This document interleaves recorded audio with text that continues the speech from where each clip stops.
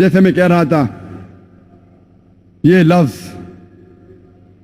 आतंकवाद, दहशतगर्दी या आतंकवादी या दहशतगर्द, इसके कई कॉन्फ्लिक्टिंग डेफिनेशंस है, कई इख्तिलाफी डेफिनेशंस है, और बहुत से बार वही शख्स को दो लेबल दिया जाता है, वही एक्टिविटी के लिए, वही काम के लिए।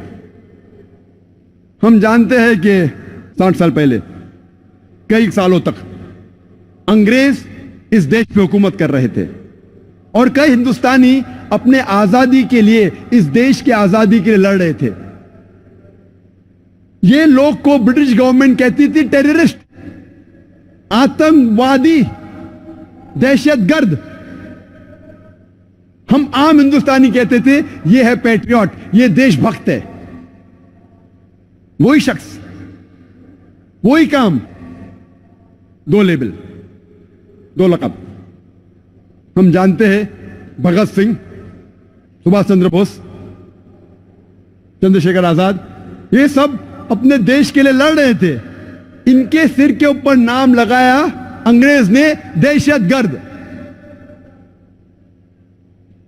अगर आप अंग्रेज के व्यू से सहमत है कि अंग्रेज को हिंदुस्तान पे हुकूमत करने का हक है, तो आप बेशक कहेंगे दहशतगर्द थे। लेकिन जब आप आम हिंदुस्तानी से पूछते कि अंग्रेज तो तिजारत करने आए थे, उनको कोई हक नहीं हम पे हुकूमत करने का, तो हम कहेंगे ये दहशतगर्द नहीं है, ये देशभक्त है। वही लोग, वही काम, दो लेबल। तो लेबल देने के पहले हमें यह जानना चाहिए कि वो किस काम के लिए जिद्दोजहद कर रहा है। ऐसे कई मिसाल है तारीख में। हम जानते हैं अमेरिकन रेवोल्यूशन में 1775 में जब ब्रिटिशर्स अमेरिका पे रूल कर रहे थे, बहुत से अमेरिकन अपने आजादी के लिए लड़ रहे थे। उनमें से था जॉर्ज वॉशिंगटन, बेंजामिन फ्रैंकलिन। उस वक्त 1775 ब्रिटिश गवर्नमेंट के हिसाब से नंबर 1 टेररिस्ट था George Washington. George Washington according to the British government was terrorist number 1 at that time. आजादी के बाद यही टेररिस्ट नंबर 1 जॉर्ज वॉशिंगटन बन जाता है प्रेसिडेंट ऑफ यूएसए। आप सोच सकते हैं टेररिस्ट नंबर 1 बन जाता है प्रेसिडेंट ऑफ यूएसए, और वो गॉडफादर है सब प्रेसिडेंट्स का, इंक्लूडिंग जॉर्ज बुश। ऐसे कई मिसाल है। नेल्सन मंडेला, गोरी की हुकूमत जब थी साउथ अफ्रीका में, उन्होंने साउथ अफ्रीका में नेल्सन मंडेला को गिरफ्तार किया और 25 साल से ज्यादा रॉबिन आइलैंड में कैद कर लिया। आफ्टर इंडिपेंडेंस, सफेद हुकूमत जाने के बाद, जब साउथ अफ्रीका को इंडिपेंडेंस मिला, आजादी मिली, उसके बाद नेल्सन मंडेला को मिलता है Nobel prize for peace. The white apartheid government, गोरी की हुकूमत कहते थे नेल्सन मंडेला टेररिस्ट नंबर 1 है, 25 साल तक कैद होता है। उसके बाद उसको मिलता है नोबेल प्राइज फॉर पीस। ना कि वो बहुत खराब इंसान था, बाद में अच्छा बना। वही काम के लिए जिसके लिए वो 25 साल के लिए जेल में गया, उसी काम के लिए उसको मिलता है नोबेल प्राइज फॉर पीस। इसके क्या मानी है? 25 साल तक कैद हुआ, आतंकवाद का लेबल लगा, बाद में उसे मिलता है नोबेल प्राइज फॉर पीस। तो इससे यह हमें अंदाजा होता है कि जो भी पावर में है, जो भी लक़ब वो देना चाहता है, आपको दे सकता है। हक की तो कुछ बुनियाद ही नहीं है। हकीकत को कोई जानना ही नहीं चाहता है। जो पावर में, जिसके पास ताकत है, वो जो लक़ब देता है लग जाता है। आज गैर मुसलमान कह रहे मुसलमान टेररिस्ट, लक़ब लग गया। हकीकत है कि नहीं, वो कोई जानने की कोशिश ही नहीं कर रहा है। जब मेरा एक इंटरव्यू हो रहा था, तो इंडियन प्रेस में अक्सर प्रेस इंटरव्यू होते रहते, तो मुझे कह रहे थे टेररिज्म के ऊपर। तो मैंने उनसे कहा, जब ब्रिटिश प्रेस कहने लगी भगत सिंह को टेररिस्ट, आप मानते हैं? बोलते नहीं। क्यों? वो गलत है। तो आज जब वेस्टर्न मीडिया, ब्रिटिशर्स, अमेरिकन कहते मुस्लिम टेररिस्ट है, तो आप क्यों मानते? तो हंसने लगा। हा। मैंने बोला आपने तहकीक की? बोलते नहीं, बस छाप दिया, जो रोटर्स भेजती है छाप दिया। आपने तहकीक की? बोले नहीं। क्यों? उस वक्त क्योंकि आप हिंदुस्तानी थे, आपको पता तो नहीं छापी। आज जब नहीं पता तो मत छापो ना। कुछ भी लकब दे देते आप छाप देते, क्यों?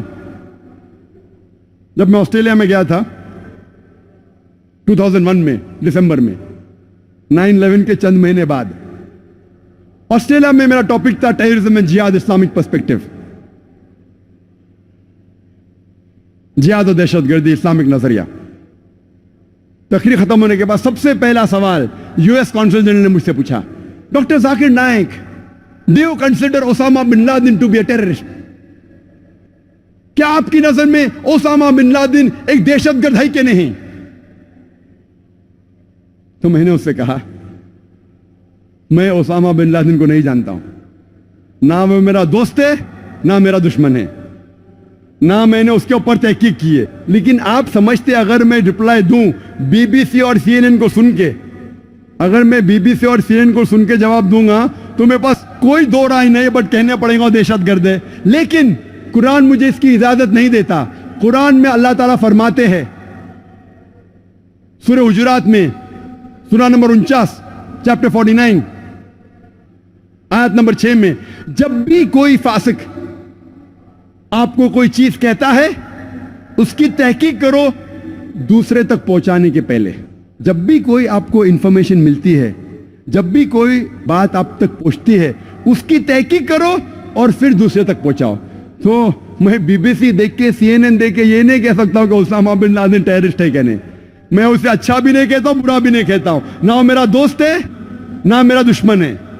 लेकिन मैं ये बात बिल्कुल साफ तौर से कह सकता हूं क्या बीबीसी चैनल पे, सीएनएन चैनल पे, कई चैनल पे खुद मैंने देखा कि अफगानिस्तान में हजारों लोग मारे गए।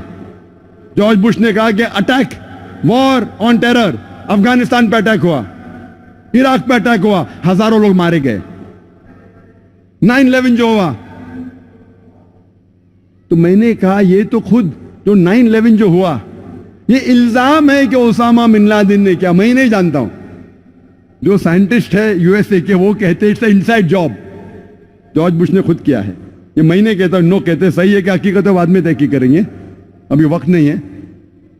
मैं जॉर्ज बुश को ज्यादा टाइम नहीं देना चाहता हूं, लेकिन ये जानता हूं कि खुद उसने अपने मुंह से कहा न्यूज़पेपर में, उसके मीडिया पे, उसके खुद के मीडिया पे, उसके खुद के चैनल के ऊपर, क्या हजारों लोग का कत्ल हुआ अफगानिस्तान में उसके वजह से, कई बेगुनाहों को मारा गया इराक में, उसने सैंक्शन लगाए, कई बच्चे लोग, 5 लाख से ज्यादा बच्चे लोग इराक में मरे because of the take sanctions.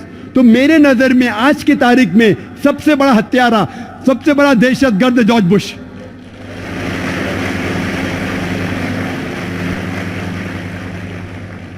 फौरन यूएस काउंसिल जनरल उठ गया और ऑडिटोरियम के बाहर चले गया। क्यों? कुरान कहता है सूरह इसरा में चैप्टर 17 वर्स नंबर 81, वकुल जाल हक वज़ाकल बातिल इन्नल बातिल काना ज़हूका, कहो कि हक आ गया है और बातिल का सर्वनाश होगा और फी नफ्सी बातिल को खत्म होना है। फौरन हेडलाइंस में, ऑस्ट्रेलियन न्यूज़पेपर में, doctor Naik calls himself a fundamentalist and says number 1 terrorist in the world is George Bush. Australian paper में आया। कभी 2001 में, 3 महीने बाद 11 सितंबर के, उस टाइम मेरे इल्म में कोई भी इंसान को मैं नहीं जानता हूं जो पब्लिक के अंदर कहा कि जॉर्ज बुश टेररिस्ट था। उस टाइम की बात कर रहा हूं, मुझे तो हक की बात करने का है कि नहीं, उस वक्त इसलिए हेडलाइन में आ गया। आज हर ऐरा गैरा कहता है कि जॉर्ज बुश टेररिस्ट है। Every Tom Dick and Harry is telling that. अरे मैं नाम गिनाऊंगा आप लोग को कितने लोग टेररिस्ट कहते हैं तो पूरा दिन निकल जाएगा, नाम सिर्फ गिनाऊंगा तो। 2006 में वेनेजुएला के प्रेसिडेंट ह्यूगो चेवास ने कहा था कि George Bush is the biggest terrorist of the world and according to him US government is responsible for the killing of thousands of women and children and innocent man in Iraq. Hugo Chavez ने क्या, number 1 सबसे बड़ा terrorist है George Bush. उसके बाद बोल गया कि प्रेसिडेंट इलेक्ट इवो मोराल्स, उसने कहा कि जॉर्ज बुश टेररिस्ट है। हैरी बेलफोंट जो एक बहुत बड़ा एक्टिविस्ट है अमेरिकन और वो एक सिंगर भी है, उसने कहा कि बिगेस्ट टेररिस्ट जॉर्ज बुश। एक एमपी जो ब्रिटिश का है यूके में, जॉर्ज गैलवे, उसने कहा कि जितना खून टोनी ब्लेयर और जॉर्ज बुश के हाथों पे लगा है बेगुनाहों का, वो जो लंदन ट्यूब के बॉम्बिंग जो हुए जो टेररिस्ट लोग निकले, उससे ज्यादा खून जॉर्ज बुश और टोनी ब्लेयर के हाथ में लगा हुआ है। किसने कहा? एक गैर मुस्लिम जॉर्ज गैलवे जो मेंबर ऑफ पार्लियामेंट है यूके का।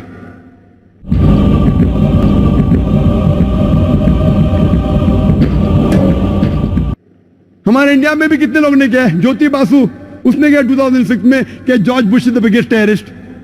बेटी विलियम्स, जिसको अवार्ड मिला था नोबेल प्राइज फॉर पीस, अमन का अवार्ड मिला, वो कहती है I would love to kill George Bush.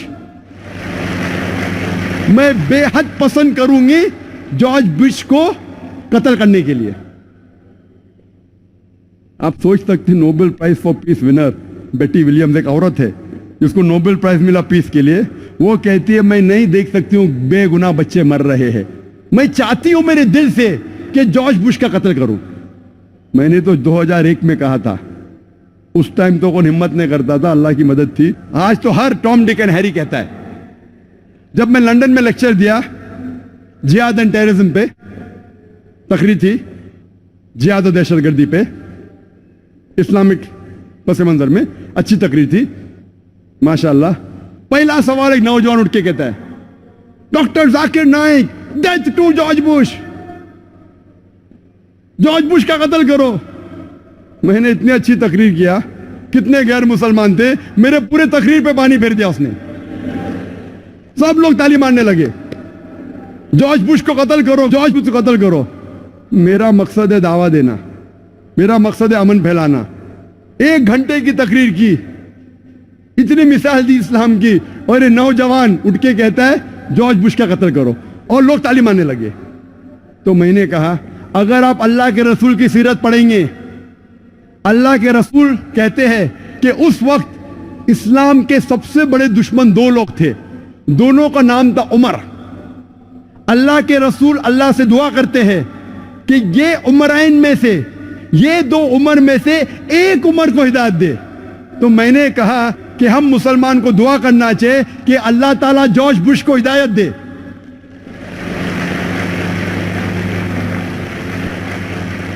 उसका कत्ल करके मुझे क्या कुछ फायदा होगा?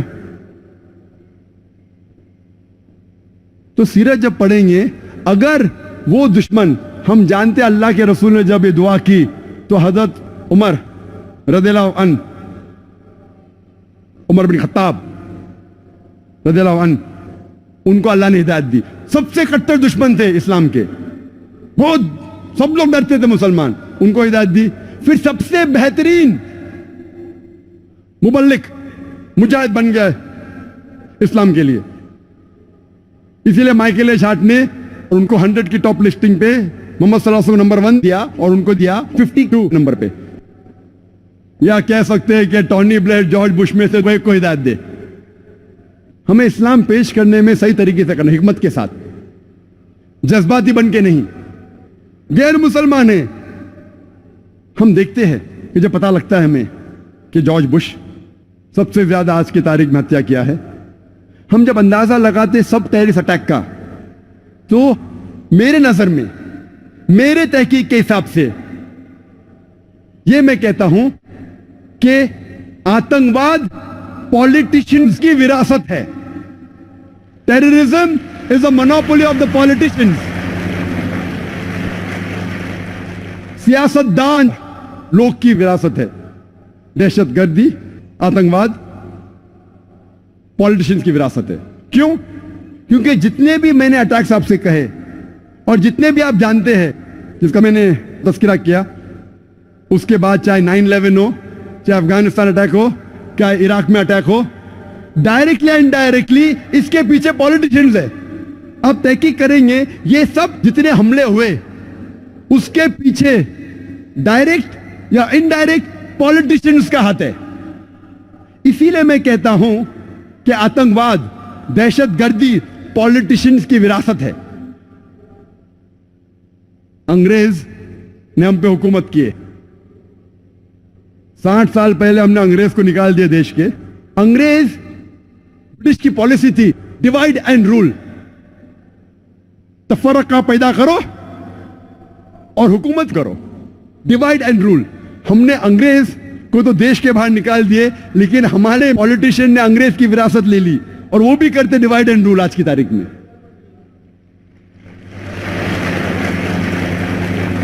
आप हिंदुस्तान की तारीख पढ़ेंगे, आज हिंदुस्तान सबसे अव्वल मुल्क है, सबसे अव्वल देश है जिसमें सबसे ज्यादा कम्युनल राइट्स, सबसे ज्यादा मजहब के नाम पे दंगे फसाद होते हैं। सबसे ज्यादा दंगे फसाद अगर कोई मुल्क में होता है इस दुनिया में, वो हिंदुस्तान। इसके जिम्मेदार है सिर्फ पॉलिटिशियंस। अक्सर आप देखेंगे हर दंगे फसाद के पीछे अक्सर मजहब का नाम है, अक्सर हिंदू मुस्लिम है, कभी कभी हिंदू क्रिश्चियन है। अक्सर मजहब को आपस में लड़ाते हैं, काहे के लिए? अपने वोट बैंक के लिए, अपने गद्दी को बचाने के लिए, अपने सीट हासिल करने के लिए वो बेगुनाह इंसानों को आपस में लड़ाते हैं।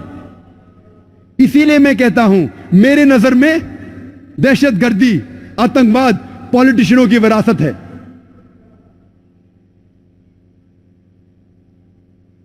और इंडिया की मिसाल देने लगूं, उतना वक्त नहीं है। चंद अहम मिसाल कहूंगा मैं।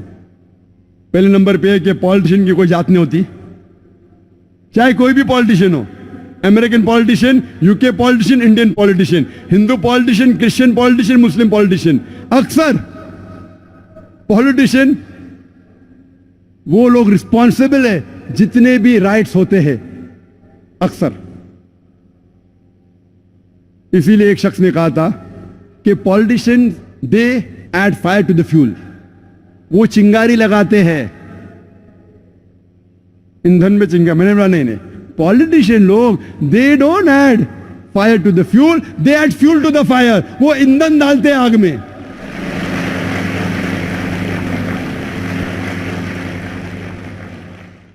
हमारी आजादी के बाद ही पॉलिटिशियन का जिक्र कर सकता हूं ना, आजादी के पहले तो करते थे हुकूमत अंग्रेज। आजादी के बाद सबसे बड़ा दंगा फसाद जो हिंदुस्तान में हुआ वो था बाबरी मस्जिद का। बाबरी मस्जिद को सन 1980 के पहले कौन जानता था? मैं तो नहीं जानता था, कुछ लोग शायद जानते थे। आम हिंदुस्तानी जानता ही नहीं था बाबरी मस्जिद क्या है और राम जन्मभूमि की जगह क्या है। ना मुस्लिम जानता था ना हिंदू जानता था। आम मुसलमान जानता ही नहीं था, आम हिंदू जानता ही नहीं था, आम हिंदुस्तानी नहीं जानता था। लेकिन इसको एक पॉलिटिकल प्लॉय बनाया गया पॉलिटिशियन वोट बैंक के लिए। सुप्रीम कोर्ट ने ऑर्डर पास किया था कि इस डिस्प्यूटेड साइट पे, इस इख्तिलाफी जगह पे कोई नहीं आना चाहिए। उसके बावजूद 6 दिसंबर सन 1992 में, 1992 में 6 दिसंबर में एक बड़ी गैदरिंग हुई उसी डिस्प्यूटेड साइट के ऊपर, बाबरी मस्जिद राम जन्मभूमि इश्यू की जगह पे। ऑर्डर था सुप्रीम कोर्ट का, सबसे हाईएस्ट अथॉरिटी इस मुल्क की, नो गैदरिंग। तो भी गैदरिंग हुई। कौन गैदरिंग किया? Opposite party of politicians, politicians in the opposite party. हुकूमत चाहती थी तो रोक सकती थी, आसानी है, पुलिस उसके पास है, हथियार था, आसानी। लेकिन नहीं रोका। क्यों नहीं रोका? ऑपोजिशन ने गैदरिंग की वोट बैंक के लिए, क्या मुझे वोट मिलेगा। पॉलिटिशियन जो पावर में थे, अगर मैं उनको रोकूंगा तो मेरा वोट बैंक जाएगा, तो जाने दिया, नो प्रॉब्लम, आ जाओ, पीछे के रास्ते से आओ। लेकिन टेलीविजन पे दिख रहा था सुप्रीम कोर्ट का ऑर्डर, नो गैदरिंग। उसके बाद क्या होता है? हजारों की तादाद में, 10,000 से ज्यादा, हजारों, tens of thousands of people, lakhs of people, लाखों लोग इकट्ठा हुए सब जगह से, त्रिशूल लेके बाबरी मस्जिद को शहीद करते। कोई भी अक्लमंद इंसान क्या त्रिशूल और तलवार से बाबरी मस्जिद नीचे आ सकती है? सैकड़ों साल से इतनी मजबूत इमारत आ सकती है? बोलते स्पॉन्टेनियस रिएक्शन था, प्लानिंग नहीं थी। टेलीविजन पे लाइव दिख रहा है, लाइव दिखा रहे, लाइव टेलीकास्ट, लाइव मैच होता है ना, वैसा लाइव दिखा रहे थे। कितने चैनल, दिख रहा था ऑपोजिशन के पॉलिटिशियन बैठे उधर, हुकूमत बैठे हो पुलिस के सामने, और बाबरी मस्जिद नीचे आती। कैसा? By dynamite. दिख रहा है। और बोलते हैं कि स्पॉन्टेनियस रिएक्शन था। क्या स्पॉन्टेनियस? प्लानिंग थी। बम के जरिए बाबरी मस्जिद को शहीद किया जाता है। मुझे लगता है कि जॉर्ज बुश ने ये बाबरी मस्जिद डिमोलिशन को देख के उसको आइडिया आया होगा कि 9/11 न्यूयॉर्क ट्विन टावर को बम से गिराओ।